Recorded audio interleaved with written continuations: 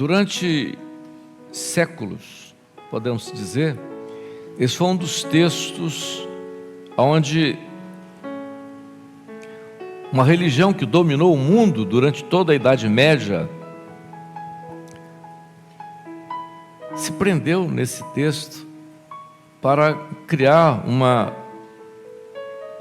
muitas coisas, entre elas as chamadas dogmáticas, ou seja, dogmas da igreja com citações desse tipo. Hoje pela manhã, nós tivemos uma experiência na EBD, quando foi confrontado as duas igrejas, a igreja de Éfeso, que é a primeira igreja, e a quinta igreja, que é a igreja de Sardes. Quem assistiu a EBD pôde ver que a citação da igreja de Éfeso, quando fala do castiçal em Éfeso, é o mesmo que fala em Sardes. O que significa isso? O que é importante isso? Há que se entender em todo o caminhar da igreja durante os séculos, todo o projeto de Deus, que é diferente daquilo que a razão entende. Vejam, quando Jesus vem, o texto aqui mostra ele passando por Cesareia. Para quem não conhece bem a geografia daquele tempo, até hoje, Cesareia ainda existe até hoje. Cesareia é uma cidade marítima e ela está entre o porto lá em Israel de Haifa e Tel Aviv. Mas a distância de Cesareia para Jerusalém é de mais de 100 quilômetros, 110 quilômetros. Entre Cesareia e Jerusalém, mais de 110 quilômetros. Isso era feito tudo a pé. Naquela época não tinha carro, né? Então todo esse momento. Cesareia foi muito conhecida, muito citada no livro de Atos dos Apóstolos, porque é uma das cidades a cidade onde Paulo ficou preso pelo Império Romano durante 2 anos antes de ir para Roma. Muito bem. Agora, Jesus, nessa passagem ali por aquela região, ele passa por Cesareia, recebe uma oposição intensa dos fariseus, dos saduceus, dos religiosos da época. Os discípulos presenciam tudo aquilo, veem toda aquela reação, e Jesus então olha para eles e faz uma pergunta, e a pergunta que ecoa até hoje. E Jesus pergunta a eles o seguinte: o que eles dizem, o que os homens falam a meu respeito? O que eles dizem a meu respeito? E eles disseram: olha, há alguns que dizem que o Senhor é Elias, porque lá no Velho Testamento os profetas diziam que Elias ia voltar antes do Messias. Então eles achavam que ele era Elias. Há outros que acham que o Senhor é Jeremias. Outros acham que o Senhor é João Batista que ressuscitou. Há quem diga que o Senhor é um profeta. Todos eles fizeram comentários puramente da razão e daquilo que eles conheciam da tradição religiosa deles, porque eles sabiam que um dia o Messias ia vir. Eles só não identificaram o momento profético que eles estavam vivendo. Eles não falaram, essas pessoas que falaram de Jesus, não falaram mal de Jesus. Simplesmente não definiram Jesus como ele era.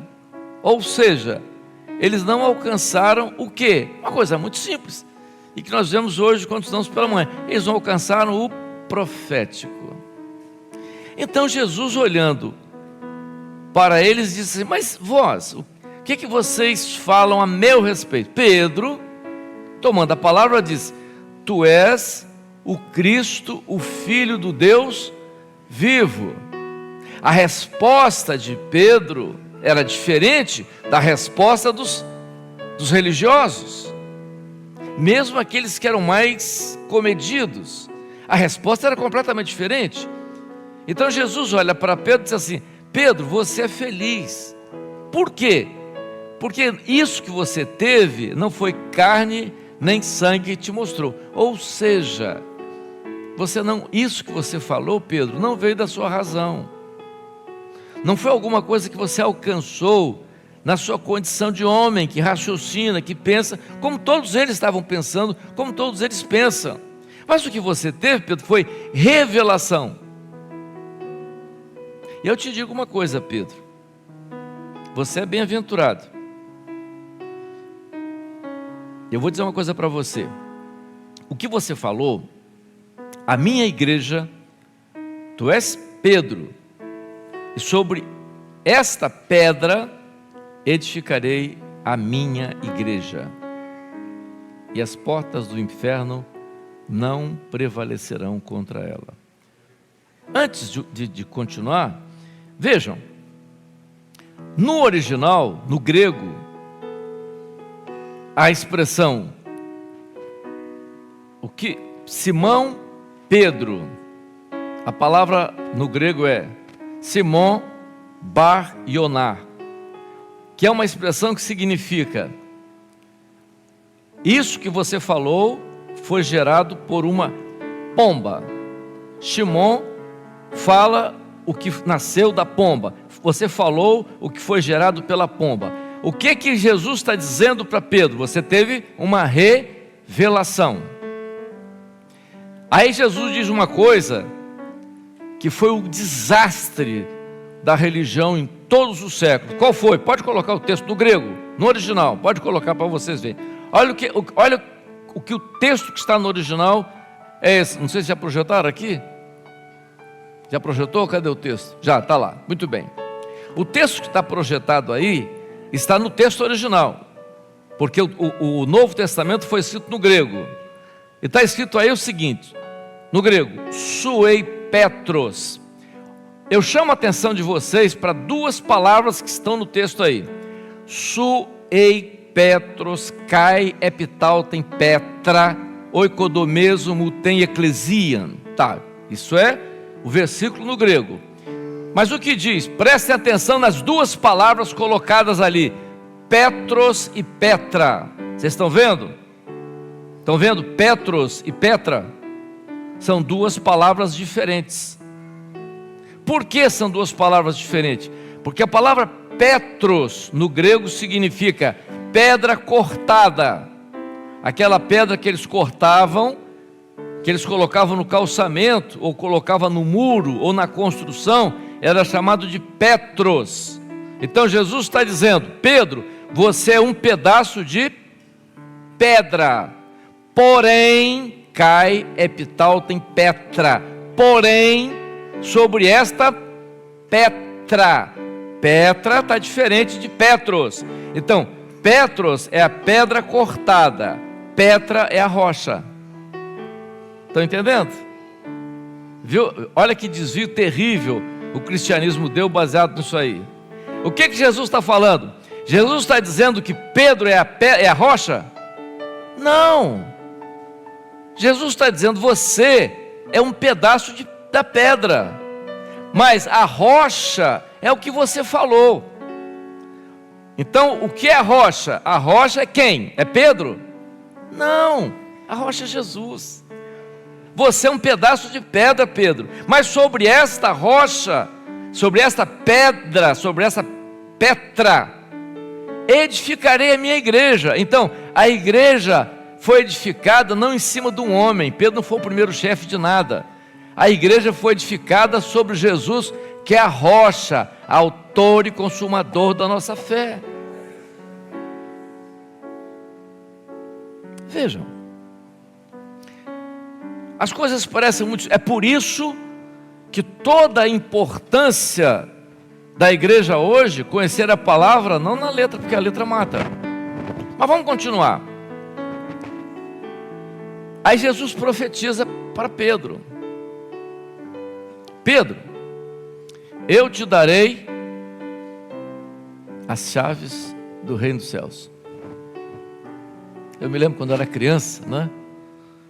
Na época da festa junina, dia 29 de junho, eu lembro, eu fui de lá.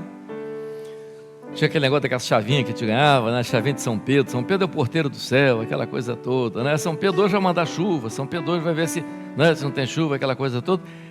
Há um cristianismo místico supersticioso que se perdeu nisso.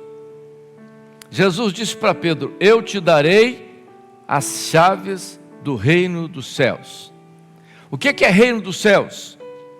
Reino dos céus, Jesus está se referindo. Vocês vão ver no Novo Testamento, algumas vezes reino dos céus é mencionado como reino de Deus, que é a mesma coisa, que é a igreja. Reino dos céus é um reino cujo rei é Deus. Ele é Senhor. Paulo diz isso em todas as suas cartas. Então, eu te darei as chaves. Vamos lá. Chave é para quê?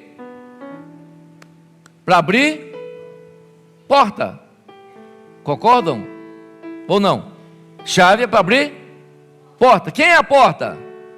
Quem é a porta? Jesus é a porta. A primeira mensagem de evangelização que entregou foi Pedro no Pentecostes.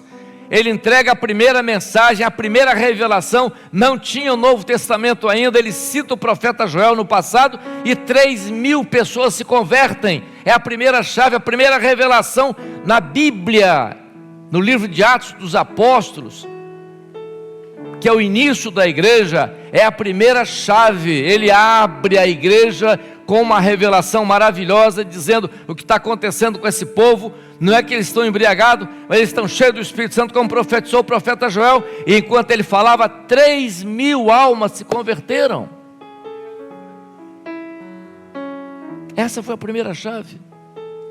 Mas Jesus falou que deu a Pedro as chaves. Qual a segunda chave? Na porta do templo, coxo.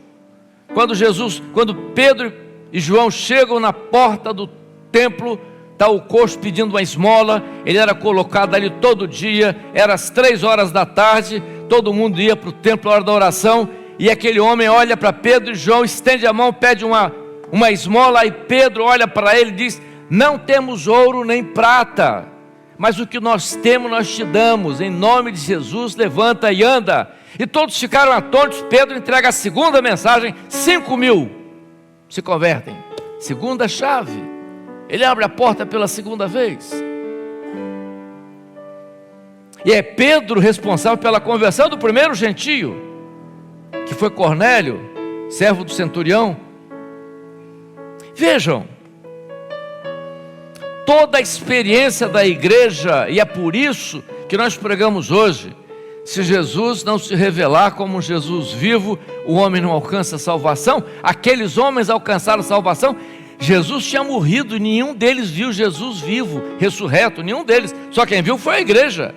Mas por que aqueles homens se converteram? Porque o Espírito Santo operou na vida deles e revelou: Jesus está vivo, e operou ali salvação. Nós temos que entender isso, porque nós somos o restante que sobrou nesse mundo que aí está, nessa palavra que se tornou secularizada, até às vezes ridicularizada.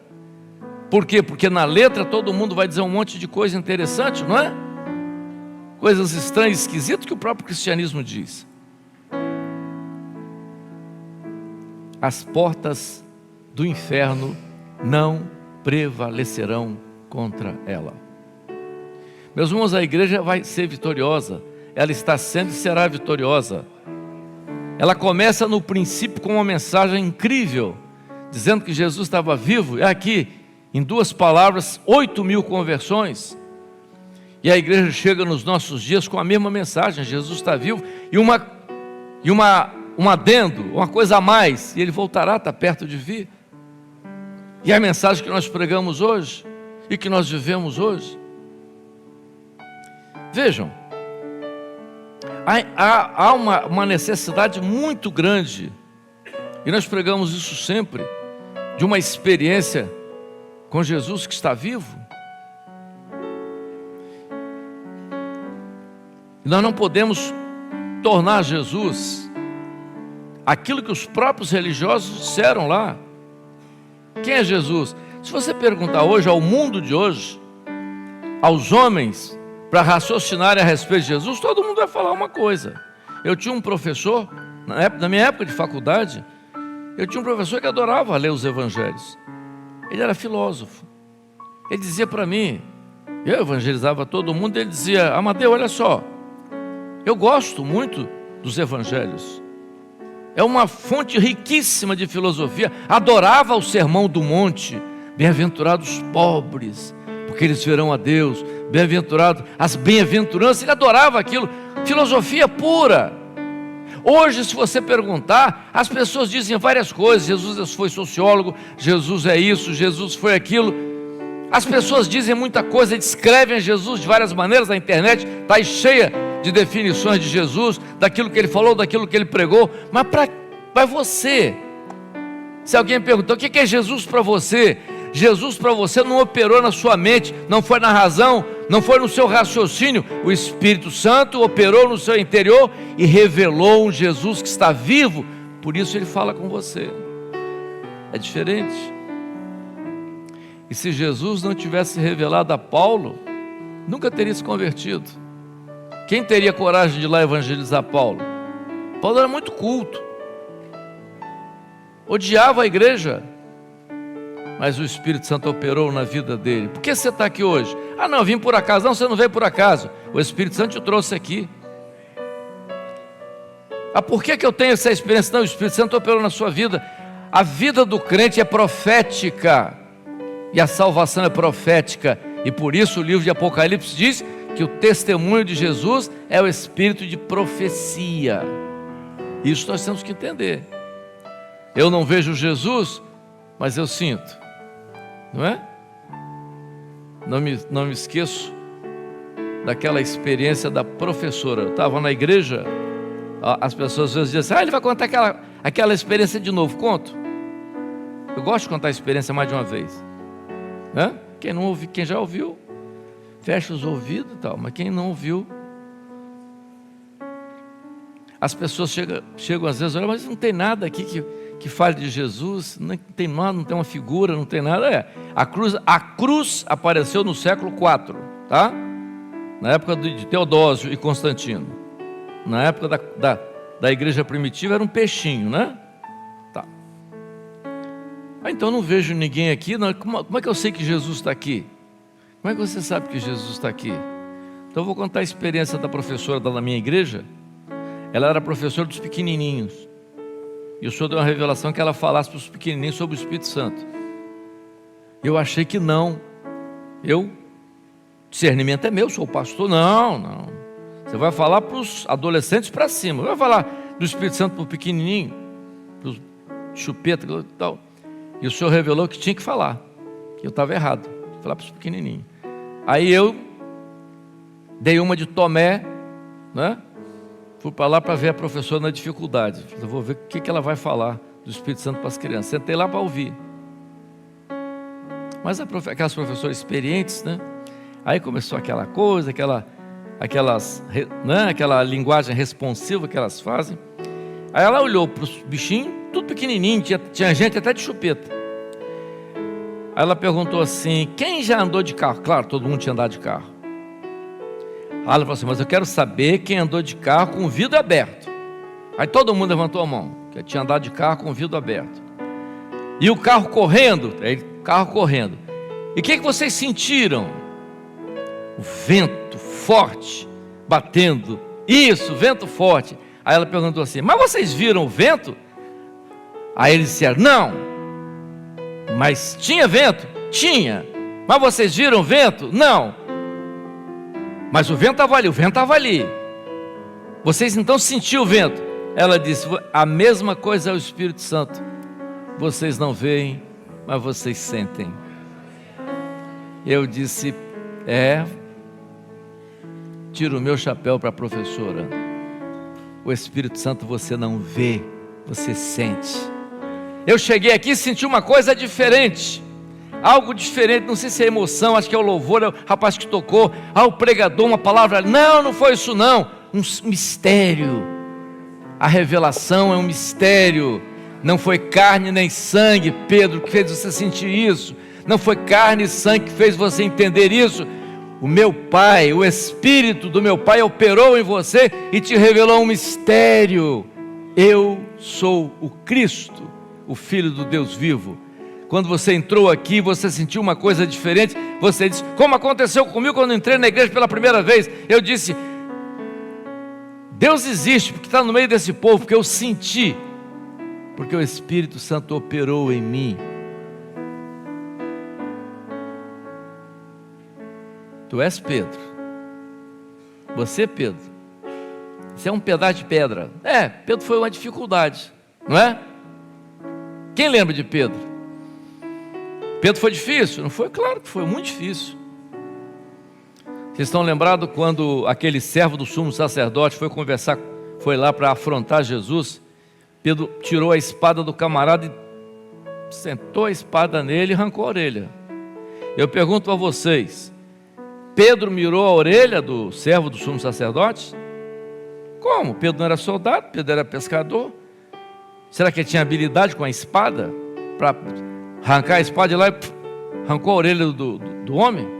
Hein? Vocês acreditam nisso? Ninguém acredita nisso. Pedro deu para abrir ele no meio, errou. Pedro errou. Deu para pegar no meio da cabeça, errou, pegou na orelha. Mas Deus permitiu? Permitiu. Por que permitiu? Para mostrar uma coisa para nós.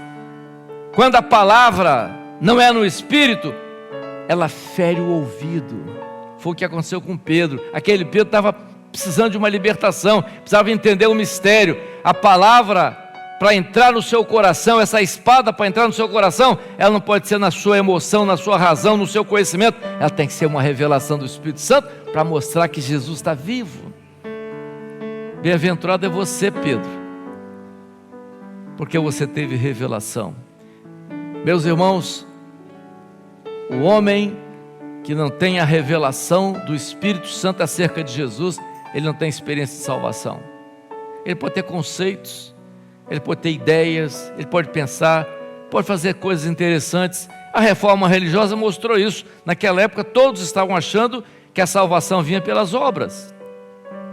Você comprava e alcançava tudo aquilo, quando na verdade Deus usa Lutero para dizer que vocês são salvos pela graça, ou seja, um favor que vocês não merecem, mas que Ele comprou, quando lá na cruz Ele derramou o seu sangue, e disse ao Pai, tudo está consumado, ou seja, na tua mão entrego o meu espírito, tudo está consumado. Quando Ele fez aquele gesto lá, Ele comprou você com o seu sangue, mas você só entende isso se o Espírito Santo te mostrar.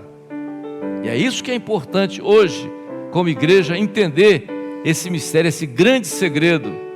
Jesus está vivo.